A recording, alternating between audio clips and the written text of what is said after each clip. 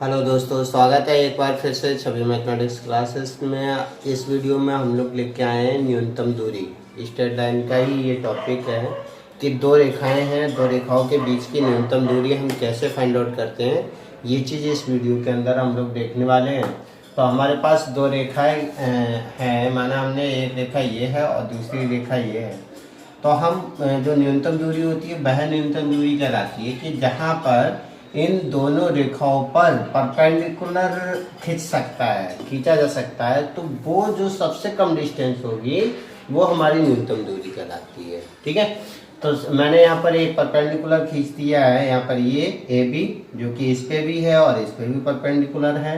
ठीक है, और हमारे दो पॉइंट्स को मिलाने वाली एक रेखा और है सी डी, जो सी पॉइंट है हमारा इस लाइन पे और डी पॉइंट है हमारा इस लाइन पे। ठीक है, तो इन सबको मान लेते हैं कि माना पी क्यू तथा आर एस दो रेखाएं हैं जिनके समीकरण क्रमशः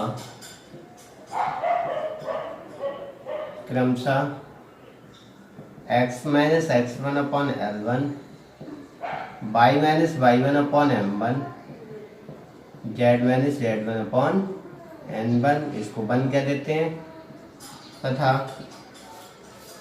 x minus x two upon l two, y minus y two upon m two, z minus z one upon n two. ये आपका क्या है, इक्वेशन नंबर 2 है। ठीक है, ये दोनों हैं।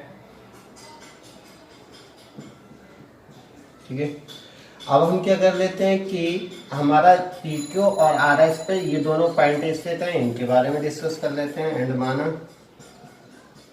माना पी क्यू तथा आर एस पर बिंदु C x one y one z one and D x two y two z two स्थित है। ठीक है, क्रमशः स्थित है, क्रमशः कर लो यहाँ पर, क्रमशः स्थित है। ठीक है, पी क्यू तथा आर एस पे एक सी पॉइंट यहाँ स्थित है और डी पॉइंट हमारा यहाँ स्थित है। इनको मिलाने वाली रेखा हमारी क्या है, सी डी है, तथा ए बी रेखा P Q and R S के बीच की न्यूनतम दूरी है जिसके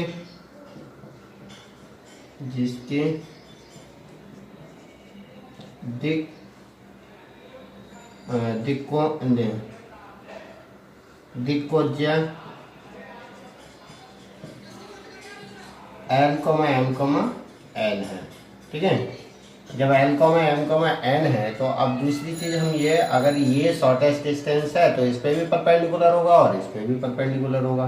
ठीक है, तो यानी कि हम कह सकते हैं रेखा ए बी पी क्यू तथा आर एस दोनों पर लंब है, दोनों पर लंबवत है तब। ठीक है, अगर ये दोनों पे परपेंडिकुलर है तो जाहिर सी बात है कि परपेंडिकुलर वाली कंडीशन को फॉलो करेंगे। इसका डायरेक्शन कोसाइन हमें कितने पता है कि l comma M comma N है और इसके डायरेक्शन कोसाइन हमें पता है, तो कंडीशन हो जाएगी this implies this l l one plus m m one plus n n one equal to 0। ठीक है, इसी प्रकार से हम कह सकते हैं अगर ये दोनों एक दूसरे पे परपेंडिकुलर हैं तो इसके हो जाएंगे आपके LL2 plus MM2 plus n two equal to 0। ठीक है, तो इस तरह से हम लोग बता सकते हैं कि ये दोनों रेखाएं अगर परपेंडिकुलर हैं तो इस कंडीशन को फॉलो करेंगे। ठीक है, अब इसको हम कह देते हैं 3 और इसको कह देते हैं हम 4। समीकरण 3 और 4 को बीजगुणन विधि से हल कर लेते हैं। ठीक है,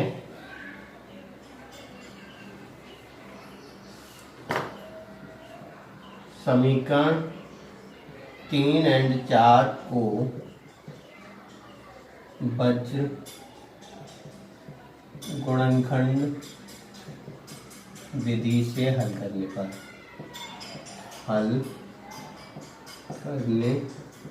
ठीक है।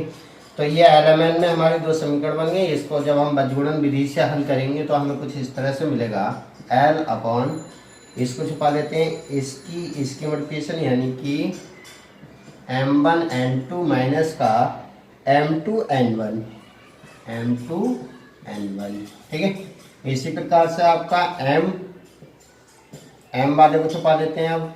अब देखिए इसको इसकी मल्टीप्लिकेशन करते हैं। अब हम इसको उल्टा कर देते हैं। इसका होता है L2 n1 माइनस का L1 n2 equals to n upon हो जाएगा हमारा, ये हो जाएगा L1 m2 माइनस का L2 m1 ठीक है। इक्वल्स टू हम इसको ऐसे भी कह सकते हैं कि 1 अपॉन इन तीनों का वर्ग का अंडर रूट। ठीक है, तो अंडर रूट समेशन ऑफ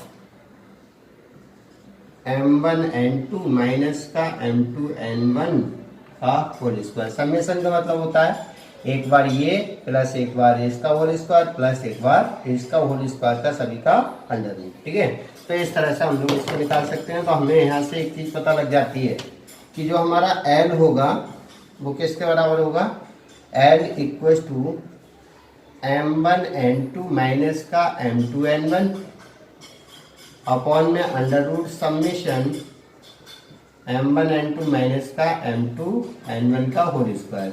ठीक है, और m इक्वल्स टू हो जाएगा हमारा L2 n1 माइनस का L1 n2 upon under root summation m1 n2 minus का m2 n1 का whole square and n equals to हो जाएगा हमारा L1 इसको इधर भेज देंगे, L1 m2 माइनस का L2 m1 अपॉन में under root summation of m1 n2 minus का m2 n1 का होल स्क्वायर। ठीक है, इस तरह से हम इसको कैलकुलेट कर सकते हैं। अब देखिए जहाँ इसको भी मैं बता देता हूँ कि under root summation of m1 n2 minus का m2 n1 का होल स्क्वायर है। इसको हम कंप्लीटली खोल के इस तरह से लिख देते हैं, m1 n2 माइनस का m2 n1 का होल स्क्वायर प्लस अगली बार में दूसरा वाला आ जाएगा L2 n1 माइनस का L1 n2 का होल स्क्वायर प्लस तीसरा वाला आ जाएगा L1 m2 माइनस का L2 m1 का होल स्क्वायर। अगर ये ना दिख रहा हो तो मैं यहाँ पर लिख देता हूँ। ठीक है, L1 m2 माइनस का L2 m1 का होल स्क्वायर। अगर लास्ट वाला पार्ट नहीं दिख रहा हो तो मैंने यहाँ पर लिख दिया है। दिख रहा है तो ठीक है, कोई दिक्कत वाली बात नहीं है। तो इस तरह से हमें Lm पता लग गए।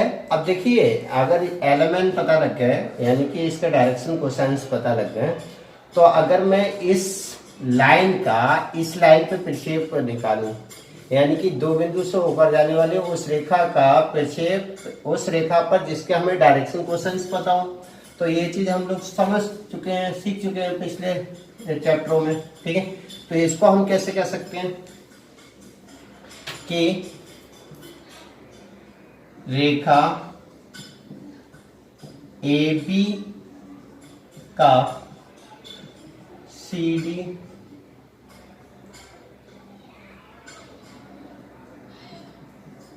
CD का AB पर प्रक्षेप। ठीक है, CD का AB का प्रक्षेप, और इसी चीज को हम कहते हैं न्यूनतम दूरी। ठीक है, न्यूनतम दूरी जो होगी हमारी वो किसके बराबर होगी, रेखा CD का AB पर प्रक्षेप जो होगा वो न्यूनतम दूरी के बराबर होगा। ठीक है, तो अब देखिए अगर इसकी न्यूनतम दूरी की यानी कि इसको अगर हम कैलकुलेट करते हैं तो हम लोग जानते हैं कि ये होता है L x2 minus x1 plus M y2 minus y1 plus N z2 minus z1। अब L M और N हम लोग फाइंड आउट कर चुके हैं, तो ये हमें कुछ इस तरह से मिल जाएगा कि हमें पहली बार में मैं यहाँ पर लिख लेता हूँ दोनों equation, LL1 plus M M1 plus N N1 और LL2 plus M M2 plus N N2। ठीक है, जिससे कि तो ये हो जाएगा आपका। अब देखिए L1 जब हम लगाएंगे तो हमें मल्टीप्लिकेशन मिलेगा M1 N2 माइनस का M2 N1।